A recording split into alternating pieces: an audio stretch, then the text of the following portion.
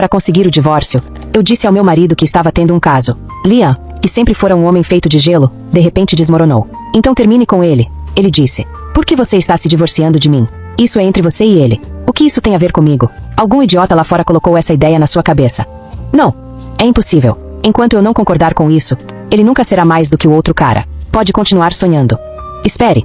Eu achava que isso era apenas um acordo de negócios. Meu casamento com Liam Sterling foi uma fusão, simples e direta. Uma união de duas famílias, não de duas pessoas. Na noite do nosso casamento, deixei tudo bem claro. Não se preocupe, eu disse, tirando os grampos do cabelo. Eu não vou desenvolver ideias inconvenientes. Podemos levar nossas vidas separadas, desde que mantenhamos as aparências. Ele piscou, provavelmente surpreso com a minha praticidade, depois deu um breve aceno decidido. Tudo bem, como quiser. Eu não fiquei surpresa. Ouvi os rumores durante anos. O coração de Liam Sterling já pertencia a outra mulher. Quem ela era, onde estava, o que fazia, não me importava. Desde que ele não a exibisse na minha frente, eu podia conviver com isso. Pelo tipo de fortuna a qual eu agora tinha acesso, dinheiro que eu não conseguiria gastar nem em 10 vidas, eu podia aceitar quase qualquer coisa. E assim, nossa vida de casado seguiu em um ritmo silencioso e sem graça. Vivíamos sob o mesmo teto, uma mansão minimalista e imensa que mais parecia um museu, e nossas conversas diárias raramente iam além de bom dia, boa tarde ou boa noite. Na maioria das vezes, era eu quem dizia essas palavras. De vez em quando, um lampejo de culpa o fazia falar algo mais. Parece que vai chover. Vou pedir para o motorista te buscar à noite. Ou, você vai naquele mesmo lugar hoje. Aquele mesmo lugar era o elegante lounge no centro onde minhas amigas e eu fazíamos nossos encontros semanais. Liam esteve lá apenas uma vez. Minha amiga Maya começou a provocá-lo imediatamente. Conseguir um encontro com o Liam Sterling é mais difícil do que conseguir convite para o Met Gala. Quem diria? Ele fingiu ser o marido atencioso durante o coquetel da tarde. Liam, acostumado a reuniões de negócios e não a esse tipo de brincadeira leve, gaguejou um pouco. Chloe é minha esposa. Estar com ela é onde devo estar. Mas ele claramente não gostou. Uma ligação chegou, e ele se levantou com uma expressão de desculpa no rosto. Um assunto urgente no escritório. Eu reconheci uma desculpa conveniente quando a ouvi. Ele estava indo ver o verdadeiro amor dele. Não estava. Acenei com a mão, fazendo o papel da esposa compreensiva. Vá, vá. O trabalho é importante. Antes de sair, ele não apenas pagou a nossa conta, cobriu também um cheque em branco para qualquer compra que minhas amigas e eu quiséssemos fazer naquela tarde. Assim que a porta se fechou, Maya se inclinou para mim com os olhos brilhando. Certo, desembucha. O senhor rei do gelo é tão frio assim também na cama. Quase engasguei com o meu Aperol Spritz. Como eu poderia dizer que, após um ano de casamento, Liam e eu nunca tínhamos sequer feito isso? Ele era um viciado em trabalho. Chegava tarde, trancava-se no escritório, e quando finalmente saía, eu já estava dormindo. Respondi algo vago. Elas balançaram a cabeça. Um conselho, Chloe. Um homem que é só aparência e não tem ação é uma tragédia, disse Maya. De qualquer forma, é um casamento de negócios, certo? Todo mundo no nosso meio tem sua própria vida. Aposto que o Liam tem alguém por fora. Deixe-me arrumar umas distrações para você. Você é linda, é rica. Não se prenda a um bloco de gelo. Você é jovem, precisa viver. Uma provocação atrás da outra, e elas acabaram me desgastando. A ideia, antes impensável, começou a parecer tentadora. Naquela mesma noite, elas organizaram para que 8 modelos aparecessem na minha suíte no Hotel Carlisle. Era um mar de ombros largos, pernas longas e abdômenes definidos. Cada rosto, de um jeito diferente, era de uma beleza devastadora. Apontei vagamente para um deles, um rapaz com uma pequena pinta logo abaixo do canto do olho. Você. Os outros foram embora fingindo tristeza. O escolhido, que se chamava Léo, ajoelhou-se diante de mim. Deu um gole de champanhe, segurou meu rosto entre as mãos e se inclinou para me beijar. No instante em que vi meu reflexo nos olhos dele, outro rosto surgiu na minha mente, o de Liam. Voltei à realidade num sobressalto e o empurrei. Deixa pra lá, murmurei, com a voz oca. Pode ir também.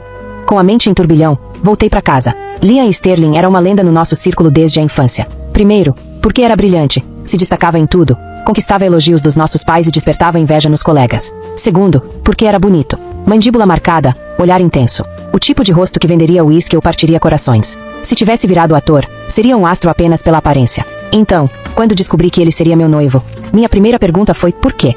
Nossas famílias, os Vance e os Sterling, nunca foram particularmente próximas, mas diziam que foi o avô de Liam, o velho patriarca, quem insistiu no casamento. Entendi na hora. Era um movimento clássico para prender o neto, impedir que fugisse com alguma garota inadequada, a tal única que escapou.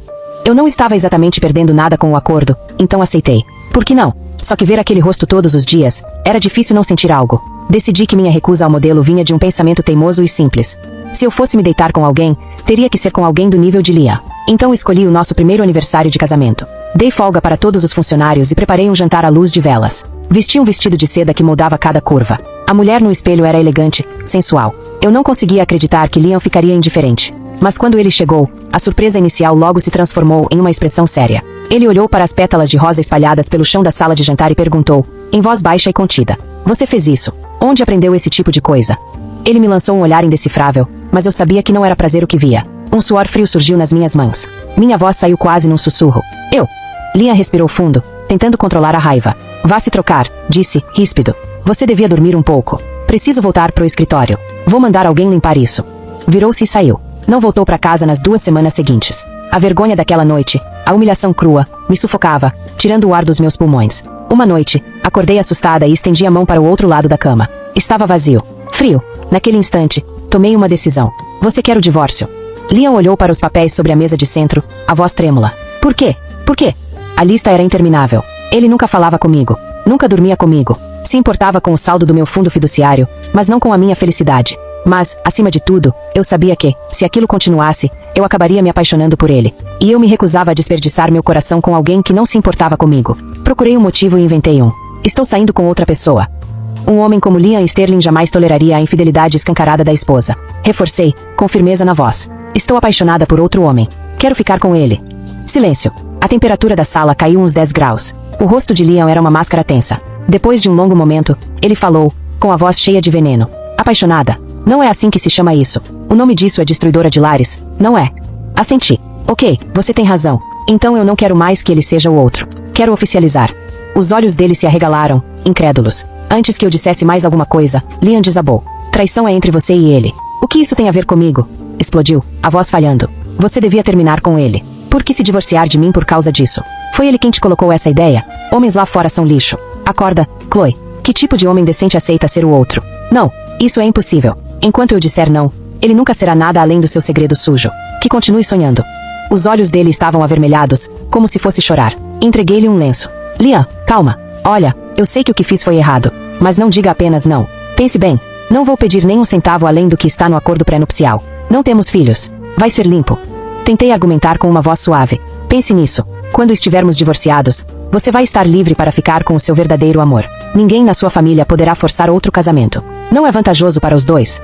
Ele não cedeu. Pegou os papéis e os rasgou ao meio. O som ecoou na sala silenciosa. "Impossível. Não vou abrir espaço para ele." Droga. As negociações haviam falhado. No último ano, as corporações Vance e Sterling lançaram vários projetos conjuntos. Provavelmente estavam em uma fase crítica agora. Um divórcio abalaria tudo, assustaria os investidores. As perdas potenciais seriam astronômicas. Me amaldiçoei por ter sido tão impulsiva. Liam era claramente o mais racional entre nós. E, de repente, sua presença em casa aumentou drasticamente. Ele estava em todos os lugares. Se eu estava no sofá tomando um smoothie, ele ficava na mesa de jantar com o laptop, fingindo trabalhar. Se eu assistia a uma série no tablet, ele se aproximava, lançava um olhar rápido para a tela e depois se afastava, aparentemente satisfeito. Quando tentei fazer macarons, ele ficou parado na entrada da cozinha, como um sentinela. "Esses são para ele." Franzi a testa ao ver as bordas levemente queimadas de um. "Esse lote passou um pouco do ponto. Quero um." Ele cerrou os dentes. "Então eu só fico com os rejeitados." Qual era o problema dele? É claro que eu estava oferecendo os queimados. Eu mesma não ia comê-los. "Tanto faz. Não coma então." Eu fui em direção à lixeira, mas ele se adiantou, interceptando minha mão. Enfiou o macarrão na boca. "Eu disse que não queria", murmurou, mastigando com raiva. "Tudo o que ele ganha, mastigou. Eu também ganho", mastigou. Ele comia tão rápido que temi que engasgasse. Entreguei meu copo de suco. "Aqui, bebe um pouco." Ele pegou, mantendo os olhos presos nos meus, e esvaziou o copo. Algumas gotas escaparam pelo canto da boca, deslizando pelo pescoço, passando pelo pomo de Adão e sumindo sob a gola da camisa branca perfeitamente engomada. De repente, ele acenou a mão na frente do meu rosto, com um leve sorriso no canto dos lábios. "Então, eu sou mais bonito do que ele, certo?" Pesquei, saindo do transe. Sim, sim." Naquela noite, quando ele se deitou, o colchão afundou. Instintivamente, eu me afastei, apenas para encontrar o olhar ferido dele na penumbra. "Você precisa ficar tão longe assim?" perguntou, a voz carregada de mágoa. "Você me odeia tanto." Do que ele estava falando? Nós íamos nos divorciar, sim, mas não havia motivo para hostilidade. Nossas famílias ainda precisariam conviver. Rápido, me aproximei um pouco, tentando apaziguá-lo. "Claro que não. Não pense besteira. Eu não tenho nojo de você nem nada disso." Ele apagou o abajur, mergulhando o quarto na escuridão. Prendi a respiração, apenas para perceber que o homem ao meu lado fazia o mesmo. A ideia de nós dois ali, deitados, prendendo o ar em silêncio, era tão absurda que uma risada escapou de mim. Um instante depois, Liam se mexeu. "Chloe", ele disse, a voz suave no escuro. Posso te abraçar?" Hesitei, mas ele não esperou resposta. Aproximou-se, passando um braço ao meu redor. O gesto era rígido, quase mecânico, e ele me segurava de leve, como se eu fosse feita de vidro. Encostou a cabeça perto do meu ombro, a voz embargada de emoção. Boa noite, Chloe. Pela primeira vez em muito tempo, eu dormi a noite inteira. Sempre fui resiliente. Consigo comer e dormir mesmo que o mundo esteja desabando. Acordei com o cheiro de algo queimando. Liam estava diante do fogão, usando uma camisa branca sem gravata, as mangas arregaçadas, mexendo em uma frigideira com ovos que já haviam perdido a vontade de viver. Ele olhou por cima do ombro quando entrei descalça. Pesquisei no Google como fazer ovos mexidos. Disse com seriedade, como se estivesse apresentando um relatório. A internet mentiu. Tomei a espátula da mão dele. Você precisa abaixar o fogo. Ele deu um passo para trás, me observando como se eu estivesse desarmando uma bomba. Você dormiu, disse depois de um instante. A noite toda. Você percebeu? Você não? Estava lutando com o travesseiro. Ele pigarreou. Quer café? Acho que fiz forte demais. Ou fraco demais. Era ridiculamente adorável. Eu odiava o fato de parecer adorável. Comemos os ovos tortos na bancada de mármore, fingindo não notar que nossos joelhos se encostavam o tempo todo. Quando estendi a mão para pegar o sal, a dele chegou primeiro. Ele me passou o saleiro, mas não soltou de imediato. Tenho um evento beneficente hoje à noite, ele disse. Você devia ir. É uma coisa de imagem para a marca. A mandíbula dele se contraiu. É importante para mim. Então eu vou. Algo pareceu se desfazer nos ombros dele. Ele assentiu uma vez, rápido demais, do jeito que fazia quando se permitia algo e se arrependia logo em seguida. No fim da tarde, a casa se encheu da coreografia silenciosa de quem se arruma. O som do zíper subindo, o clique dos abotoados, duas pessoas diante de espelhos diferentes criando estranhos que pudessem exibir em público. Quando descia as escadas, ele olhou para mim e simplesmente ficou parado, com uma mão apoiada no corrimão, como se tivesse sido atingido por um vento forte. Você está, engoliu em seco. Deveria ter uma placa de aviso. Você também está apresentável, respondi, com leveza. Apresentável, repetiu ele, com um meio sorriso. Aceito o elogio. No carro, a cidade passava em flashes dourados. Ele não estendeu a mão. Eu também não ofereci a minha. Nossos reflexos se projetavam no vidro escuro, um casal bonito deslizando rumo a uma noite que seria fotografada. O evento beneficente era para uma fundação de oncologia pediátrica. De algum modo, aquilo não combinava com o homem de alma engomada. Sob os lustres, os doadores em tons de joias deslizavam como peixes tropicais. Quando entramos, as cabeças se viraram. Curiosidade, cálculo, alguns olhares diretos demais. Depois eu entenderia que não era só porque fazíamos um belo par, mas porque os rumores tinham língua, e elas já estavam soltas. Senhor e senhora Sterling, disse uma mulher de corte de cabelo preciso e sorriso ainda mais afiado. Que bom ver vocês juntos. Juntos? Palavra interessante. Demos a volta pelo salão. A mão de Liam pairava nas minhas costas, mas não pousava. Quando o discurso principal começou, ele me conduziu até uma mesa perto do palco. A palestrante era uma pediatra que passará os últimos 2 anos no setor noturno do hospital. Ela contou a história de uma garotinha que só dormia se alguém lesse para ela. E alguém lia para ela todas as noites, às 2 da manhã, com uma voz paciente e constante. O doador pediu para não ser identificado, disse a médica, sorrindo na direção da nossa mesa sem olhar diretamente. Mas vou correr o risco de agradecer, mesmo contra a vontade dele. Aplausos educados. Meu coração tropeçou. Virei o rosto. Liam olhava fixamente para o copo d'água à frente, as mãos entrelaçadas sob a mesa, como se pudesse impedir que o momento tocasse ficando imóvel. Ninguém mais teria notado o modo como o maxilar dele relaxou, o vinco entre as sobrancelhas suavizou, como um hábito que se soltava. 2 da manhã, sussurrei. Ele manteve o olhar à frente. Insônia tem que servir para alguma coisa. De repente, tudo se encaixou. Os assuntos urgentes, as noites em que não voltava para casa, o jeito deslocado nas festas da elite. Os rumores que eu havia deixado virarem verdade. Meu rosto ardia. A sala parecia fria demais. Pedi licença, encontrei o terraço e saí para o ar úmido, que cheirava a chuva no concreto. A cidade respirava lá embaixo. Apoiei as mãos no parapeito de pedra, e a verdade me apertou de volta.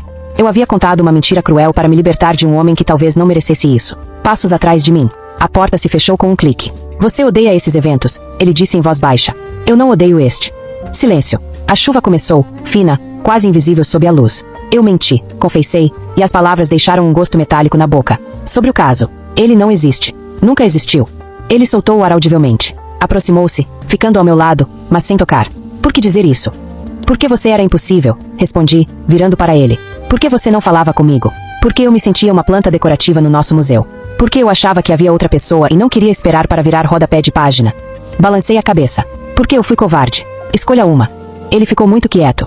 Não havia outra pessoa. Eu ouvi. Você ouviu o que as pessoas gostam de ouvir, disse ele, com a voz firme daquele jeito que sempre custava caro. Houve alguém quando eu tinha 23 anos. Acabou. Precisava acabar. Eu não ia arrastar aquela bagunça para um contrato que meu avô arquitetou. Ele olhou além do parapeito, para a chuva. Achei que o gesto mais gentil era honrar os seus termos. Manter distância. Não te confundir. Você honrou tanto os meus termos que me fez pensar que não sentia nada. Ri, sem humor.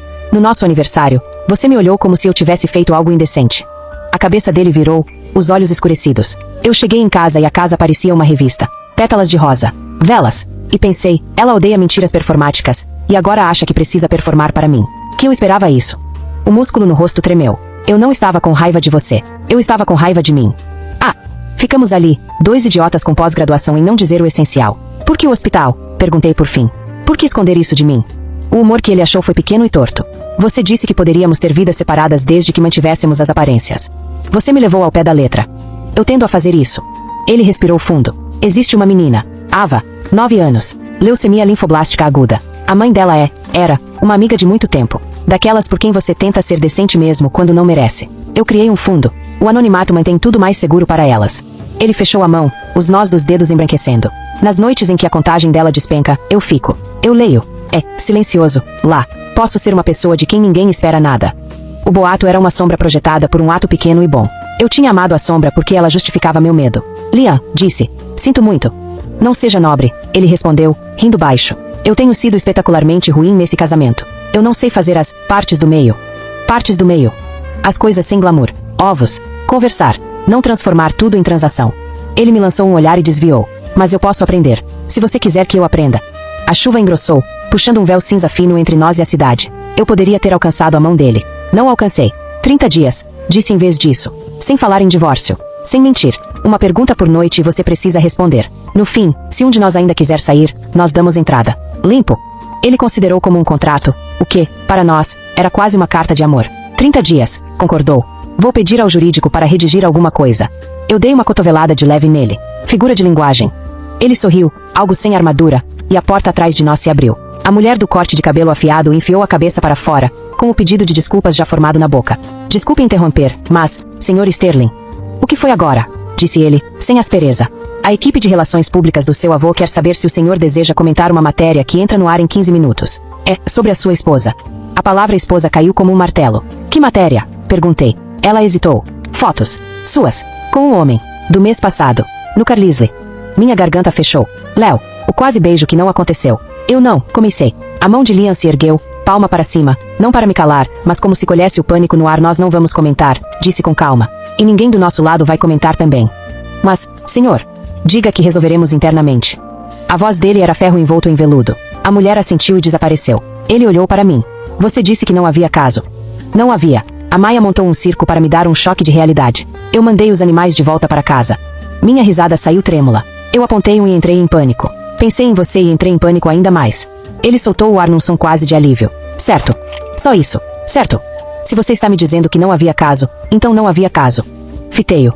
Você está bem calmo para um homem prestes a ser humilhado em público. Eu já fui humilhado em público antes. Ele apoiou os antebraços no parapeito. E serei de novo. Esta eu consigo suportar. Por quê? Porque termina com você voltando para casa comigo. A chuva borrava a cidade como uma aquarela gentil. Pela primeira vez desde a noite do casamento, senti uma esperança terrível e cintilante. Saímos cedo. No carro, nossos celulares vibravam como coisas vivas. A matéria tinha dentes, mas não mordia. Fotos granuladas de uma mulher de roupão, eu e um homem, sem fazer nada ilegal, a não ser que ficar perto de mim fosse ilegal. As legendas tentavam, heroicas e idiotas. Os comentários faziam o que comentários fazem. Em casa, a casa era branca demais e silenciosa demais. Liam ficou no hall por um longo momento e então se virou para mim. Pergunta 1, disse ele. Por que o Carlisle? Por que minhas amigas não quiseram usar a nossa cama? Respondi, honesta e miúda. Eu não quis usar a nossa cama. Os olhos dele oscilaram. Obrigado por não ter usado. Sua vez, falei. Por que você pede para o motorista me buscar quando chove? Ele piscou como se eu o tivesse surpreendido. Por que você tem dor de cabeça quando fica encharcada? Você disse isso uma vez, num churrasco de 4 de julho, quando nós tínhamos 19 anos. Você usava um vestido branco e choveu. Você passou o dia seguinte num quarto escuro. Ele pigarreou. Eu me lembro das coisas. Precisei apoiar a mão no corrimão para me equilibrar. Ok, disse. Ok. Fizemos chá e nos sentamos em extremidades opostas do sofá como um ritual pré-histórico, cuidadosamente familiar. Ele me contou sobre a Ava aprendendo piadas de toque-toque no TikTok. Eu contei sobre o estilista que fingia esquecer meu nome para eu comprar mais roupas e ganhar a atenção dele. À meia-noite, subimos, e ele hesitou diante da cama como se fosse um lago em que pudéssemos afundar. Eu posso. Você pode me abraçar, respondi. Ele me abraçou. Menos rígido, desta vez. Ele respirou, eu respirei. Adormecemos como uma trégua. A semana seguinte ganhou forma. Ele saía cedo, eu saía um pouco depois. Ele me mandava fotos de omeletes catastroficamente fracassadas. De vez em quando, à vista de uma sala de reunião com um chego em casa às 8 que ele atrasava em 20 minutos. Eu mandava capturas das piadas aprovadas pela Ava. Toque, toque. Quem é? Alface. Alface quem? Alface entrar, está chovendo. Para cada pergunta que fazíamos, outra criava raízes por baixo. Na 8ª noite, a minha foi: por que você rasgou os papéis do divórcio? Porque eu não sabia como te pedir para ficar, ele disse, simples. Na 9ª noite, a dele: por que você achou que era fácil de substituir? Olhei por cima da borda da caneca. Por que eu me tornei fácil de substituir? Esse era o acordo. Nada de ideias inconvenientes.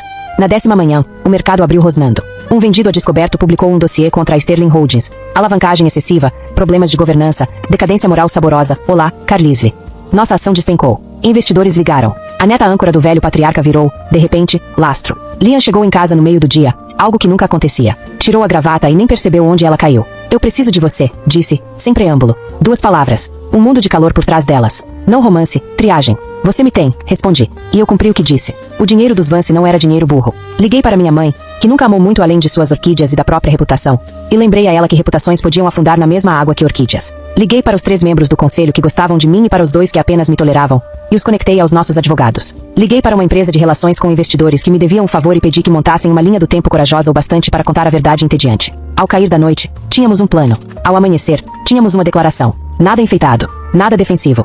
O tipo de declaração que faz gente inteligente parar de vender, porque os números por trás das fofocas estavam limpos. Houve baixas, sempre há. Mas, quando o sino de fechamento da bolsa tocou, estávamos machucados, não destruídos. Liam me encontrou na bancada da cozinha, descalça, devorando uma fatia de torrada com manteiga como se fosse um bife. Ele se apoiou do outro lado e apenas me observou. O quê? Perguntei com a boca cheia. Você não precisava ter feito tudo isso, disse ele. Limpei as migalhas dos lábios. Nós somos casados. Aquilo causou uma reação no rosto dele que eu não soube nomear. Ele deu a volta na bancada e parou diante de mim. Não me tocou, e isso pareceu mais íntimo do que se tivesse feito. Pergunta número 11, murmurou. Você quer que eu te beije? Meu coração batia como um tambor tentando romper a pele. Quero. Não foi cinematográfico. Foi cuidadoso. Ele tinha gosto de café, hortelã e contenção. Quando nos afastamos, ele encostou a testa na minha e riu, ofegante e incrédulo. Eu achei que você fosse dizer não, confessou. Eu achei que você fosse colocar um contrato na mesa de centro antes. Me dê tempo, disse ele com seriedade fingida. Ainda posso providenciar um tabelião. Éramos idiotas. Idiotas felizes. No 22º dia, o avô dele solicitou uma audiência. Solicitou era eufemismo. Aquele homem nunca solicitava nada. Sentamos em um sofá de brocado, numa sala que cheirava a couro velho e vitórias mais velhas ainda. O velho patriarca nos analisou por cima da bengala com a cabeça de lobo prateada. Vocês fizeram uma bagunça, anunciou. E não se afogaram. HM. Obrigada, respondi secamente. Nos esforçamos para superar as expectativas. Ele ignorou. Escolhi você porque achei que não o prejudicaria, disse, voltando o olhar cortante para mim. Não achei que o ajudaria. As pessoas surpreendem, respondi, sentindo Liam ficar imóvel ao meu lado. A boca do velho se contraiu. Aparentemente. Bateu a bengala no chão. Vocês 2 vão cometer erros. Tentem não repetir os mesmos. Endireitou-se, audiência encerrada, bênção concedida no único dialeto que sabia falar. No carro, Liam olhou para o painel como se ele tivesse confessado um crime. Ele não costuma estar certo, disse por fim. Mas está certo nisso. O que? Erros? Não repetir os mesmos. Ele virou o rosto, e o que viu no meu semblante pareceu suavizá-lo. Pergunta número 22. Manda. Quando os 30 dias terminarem, o que você quer? Observei a cidade passando, as nuvens se enroscando nos prédios. Antes, eu teria dito liberdade, como uma tábua de salvação. Agora, a palavra tinha outro significado. Eu quero nós, respondi. Não a fusão, não o museu. Eu e você, nas partes do meio. Ele fechou os olhos brevemente, como alguém que sente uma mão pressionar uma ferida e depois soltá-la para descobrir que a pele é ali. Eu também, disse. O 30º dia chegou com um tempo indeciso. Ele chegou cedo e me encontrou na cozinha tentando fazer macarrões que insistiam em não ficar redondos. Esses parecem pequenos planetas, observou. Cala a boca. Comemos os deformados e guardamos os bonitos, porque é assim que as pessoas arruinam sobremesas. Quando o sol se inclinou para longe das janelas, ele subiu e voltou com um envelope. Colocou sobre a mesa, entre nós. O que é isso? Perguntei. O contrato pré-nupcial original, disse. Com o adendo. Estou com medo, confessei. Deveria estar. O canto da boca dele se curvou. Leia. Eu li. Eram 2 páginas e algumas expressões jurídicas ofensivas, e então um parágrafo que fez meus olhos arderem. Qualquer uma das partes poderia anular o adendo a qualquer momento alegando falta de alegria suficiente. E, nesse caso, ambas seriam obrigadas a fazer juntas uma coisa realmente estúpida e completamente sem seriedade antes de reconsiderar. Você está brincando? Disse, a voz trêmula. Eu não sou bom nisso, ele admitiu, quase pedindo desculpas. Mas estou tentando colocar por escrito as partes de nós que não dá para medir. Você colocou a palavra estúpida num documento legal. Pedi ao jurídico que traduzisse para o latim, assim eles respeitam. Eu ri, e depois parei, porque minha garganta se fechou. Quer assinar? Ele perguntou suavemente. Se não quiser, podemos. Peguei a caneta da mão dele e assinei, meu nome saindo um pouco torto. Ele assinou abaixo do meu, as iniciais precisas, como se quisesse impedir que a gente borrasse. Datamos, e por um momento ficamos apenas nos olhando sobre o papel, como crianças que falsificaram a assinatura dos pais para poder ir numa excursão. E agora? Perguntei. Agora, disse ele, eu faço minha última pergunta. Ainda temos tempo. É a que eu venho tentando não fazer desde que tínhamos 19 anos. Ele deu a volta na mesa, parou, e, pela primeira vez, não manteve as mãos longe. Segurou meu rosto como se fosse esquecê-lo se não o decorasse. Posso te amar? Há respostas que não se dão com palavras. Fiquei na ponta dos pés e o beijei, sem cuidado dessa vez. Ele fez um som que eu nunca tinha ouvido, algo entre um riso e um soluço que rompeu alguma coisa. E o documento estúpido, os pequenos planetas, a chuva, a cidade e o museu da nossa antiga vida desapareceram. Queimamos os ovos na manhã seguinte. Esquecemos de colocar o celular no silencioso e nosso diretor financeiro mandou 6 pontos de interrogação. Fomos ao hospital à noite e Ava me contou 5 piadas horríveis de toque-toque e me fez prometer que aprenderia truques de cartas. Brigamos 2 vezes por coisas realmente entediantes. Fizemos as pazes nas partes do meio. Quando as fofocas morreram, como sempre morrem, as pessoas que precisavam de uma história passaram para uma ferida mais fresca. Deixaram a nossa, que cuidamos, que sarou de um jeito estranho e forte. Meses depois, em outro evento beneficente, a médica contou a história de uma nova doadora. Uma mulher que começara a aparecer às 2 da manhã para ler para as crianças que não conseguiam dormir. Disse que a mulher tinha uma voz péssima para sussurrar, mas que fazia todas as crianças rirem. Anônimo, disse a médica, os olhos se enrugando num sorriso. Liam estendeu a mão por baixo da mesa e encontrou a minha. Não hesitou. Apertei a dele uma vez, forte o bastante para ancorar, suave o bastante para dizer, estou aqui. Ele me olhou, e eu vi o momento em que entendeu. Não era a luz do lustre, nem os flashes das câmeras. Era eu. Voltamos para casa. Queimamos os ovos de novo no dia seguinte. Esquecemos o leite, pegamos emprestado dos vizinhos e deixamos um bilhete de desculpas ridiculamente educado. Assinamos o cartão de fim de ano com os 2 nomes, sem títulos. Aprendemos as mentiras preferidas um do outro, e paramos de contá-las. A tal falta de alegria suficiente nunca apareceu. E, quando apareceu uma vez, quando o trabalho o engoliu inteiro, minha mãe virou um furacão e dormimos como estranhos por uma semana. Fizemos uma coisa realmente estúpida e completamente sem seriedade. Andamos no carrossel do parque à meia-noite, alimentamos patos com uma sacola de migalhas artesanais e rimos alto, feio e felizes. O mundo não acabou. Então comemos e dormimos. Vivemos as partes do meio. E quando o tempo ficava ruim, ele me lembrava de chamar o motorista. Quando não, eu ia a pé. Às vezes, de propósito, na chuva. Mantivemos o adendo na gaveta da cozinha, sob o saca-rolhas, os cardápios de delivery e as receitas que nunca seguimos. De vez em quando, o tirávamos para ler o latim e sentir uma segurança que contratos, na verdade, não podem dar. Bom dia, eu dizia. Boa tarde, ele respondia, horas depois, de propósito. Boa noite, um de nós acrescentava. E o outro respondia, como uma promessa que ainda estávamos aprendendo a cumprir.